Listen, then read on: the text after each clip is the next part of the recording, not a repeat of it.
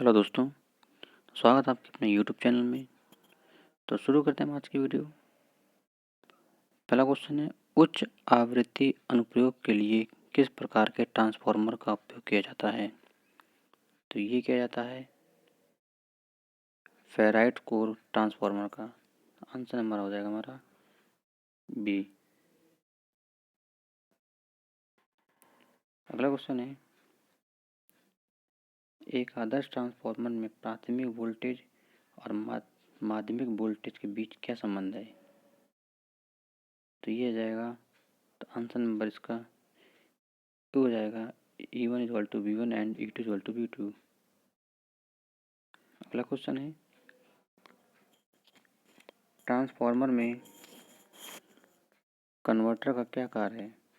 तो transformer converter का काम है लोड भिन्नता के कारण तेल स्तर के विस्तार की अनुमति देता है। तो आंसर नंबर डी हो जाएगा 20 का। अगला क्वेश्चन है, शॉर्ट सर्किट टेस्ट द्वारा ट्रांसफार्मर की किस हानि का निर्धारण किया जाता है? तो ये किया जाता है copper loss. Answer number A. Next question है, ट्रांसफार्मर में वोल्टेज के प्रतिशत विनिमय की गणना करें। यदि शून्य भार वोल्टेज 240 वोल्ट है और पूर्ण भार वोल्ट 220 वोल्ट है, तो ये हो जाएगा 9.09। आंसर नंबर इसका हो जाएगा डी।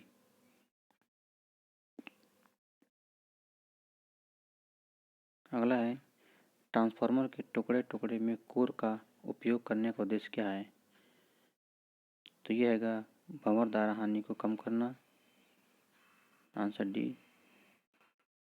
नेक्स्ट हमारा, ट्रांसफार्मर की शीतलन विधि क्या है? तो ये हैगा तेल प्राकृतिक ठंडा। Answer A. अगला क्वेश्चन है, ट्रांसफार्मर से अधिकतम दक्षता प्राप्त करने के लिए क्या शर्त है? तो ये हैगा कॉपर लॉस बराबर आयरन लॉस। तो आंसर नंबर सी। अगला क्वेश्चन है, ट्रांसफार्मर में खोज रिले की शीर्ष फ्लोट स्विच का क्या कार्य है? ये है अतिभार की स्थिति में सक्रिय करें। Answer number B. नेक्स्ट है, वर्तमान ट्रांसफार्मर का कोर कम प्रतिघात और कम कोर हानि क्यों करता है? क्योंकि पढ़ने में त्रुटि को कम करने के लिए। तो आंसर डी। नेक्स्ट है, विभव ट्रांसफार्मर को पढ़ने में त्रुटि को कैसे कम किया जा सकता है? तो ये हैगा 228 का आंसर डी हो जाएगा, अच्छी गुणवत्ता वाली कोर सामग्री प्रदान करना। D answer. Of load tap बदलने के ऑपरेशन से पहले लोड क्यों काट दिया जाता है? तो ये काट दिया जाता है संपर्क बिंदु पर भारी स्पार्किंग से बचने के लिए। C answer. नेक्स्ट है, पावर ट्रांसफार्मर में भाग का नाम क्या है? तो इसे कहते हैं Buchholz relay. Answer number D. Next question है, दो ट्रांसफार्मर के समांतर संचालन के लिए कौन सी स्थिति बिल्कुल आवश्यक है? तो यह है phase sequence. C answer. Next है, बड़े ट्रांसफार्मर में तांबे के नुकसान को कम करने के लिए किस निर्माण तकनीक का उपयोग किया जाता है? ये किया जाता है चरणबद्ध कोर व्यवस्था का उपयोग करें।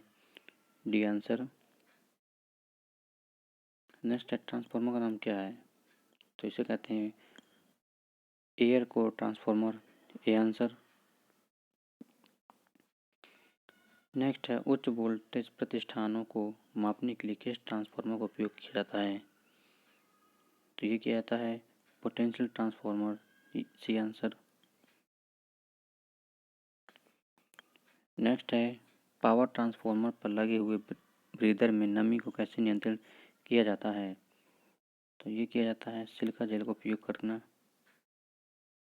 Answer A. नेक्स्ट है, ट्रांसफार्मर पर ओपन सर्किट परीक्षण द्वारा किस शक्ति हानि का आकलन किया जाता है? तो ये किया जाता है कोर हानि, डी आंसर। ट्रांसफार्मर के तेल के क्रैकल टेस्ट से किसका निर्धारण किया जाता है? तो ये किया जाता है नमी का, बी आंसर। नेक्स्ट है पावर ट्रांसफार्मर का कोर बनाने के लिए किस सामग्री का उपयोग किया जाता है? तो ये किया जाता है cold rolled grain oriented, answer number D. Next है ट्रांसफार्मर का नाम क्या है? तो ये ट्रांसफार्मर रहेगा कोर प्रकार का transformer, B answer. Power transformer में विस्फोट वेंट प्रदान करने का क्या उद्देश्य है? रहेगा प्रेशर रिलीज करने, सी आंसर। अगला क्वेश्चन है बिजली ट्रांसफार्मर में बुखोल रिले का क्या कार्य है? तो ये हैगा अतिभार और लघु पतन दोनों से सुरक्षा, डी आंसर। नेक्स्ट है क्यों विभव ट्रांसफार्मर का प्राथमिक पतली तार और बड़ी संख्या में घुमाव के साथ कुंडलित किया जाता है? तो ये किया जाता है उच्च प्रेरणा देने के लिए, answer number A.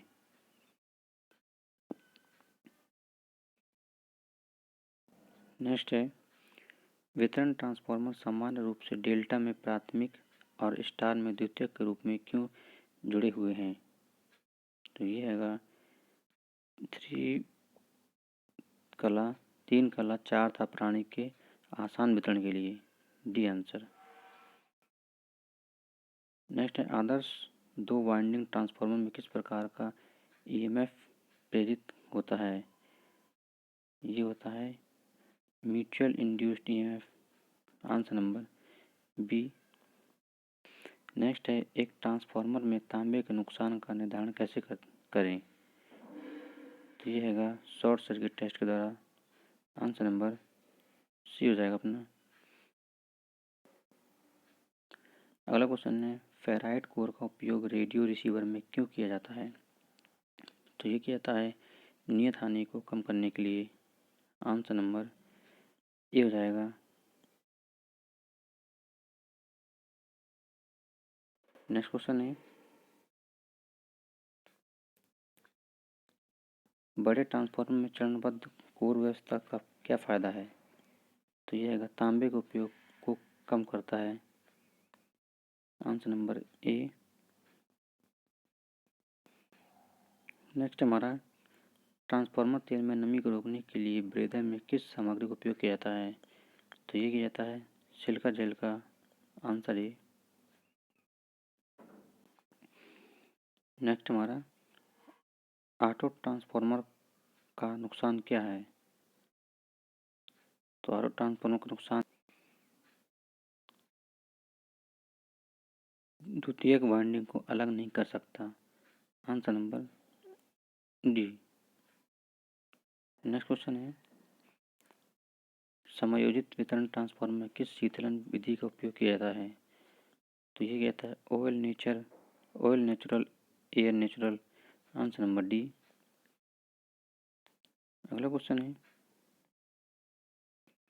Transformer core में स्टील और सिलिकॉन स्टील की संरचना क्या है?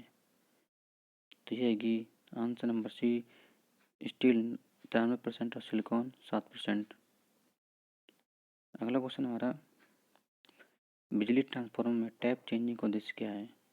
तो ये हैगा वितरण में वोल्टेज अनुपात बदलें, आंसर नंबर बी। तो दोस्तों ये थे हमारे आज के क्वेश्चन। आशा करता है आपको वीडियो अच्छी लगी होगी। अच्छी लगी तो हमें कमेंट बॉक्स में बताएं।